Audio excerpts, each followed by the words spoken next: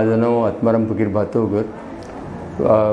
माझ्या मुलीला इथे पहिलं चेकअपला आणलं होतं ईशा नेत्रालयमध्ये आणि तेव्हापासून मला हे हॉस्पिटलचं हे माहिती झालं। मी पहिलं चेकअपला आलो।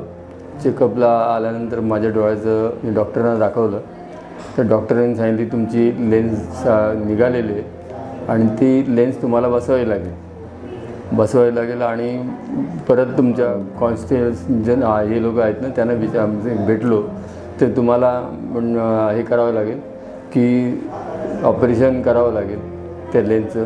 ह्याचं ग्रीन कार्ड असेल तर तुमचं ऑपरेशन फ्री ह्याच्यामध्ये मी होईल। तर खाली महात्मा फुले हे योजना आहे तिथे जाऊन तुम्ही भेटा। त्यांना आम्ही भेटलो। त्यांनी सांगितले तुमच्या ह्या कार्डावर तुम्हाला हे मिळेल।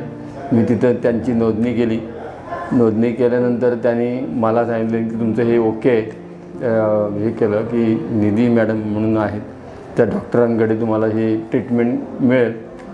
मग तिथे 11 तारखेला माझं ऑपरेशनला हे केलं की निधी मॅडम म्हणून आहेत त्या डॉक्टरांनी केलं ऑपरेशन। माझं व्यवस्थित झालं ते मला स्टाफनी पण व्यवस्थित सहकार्य केलं।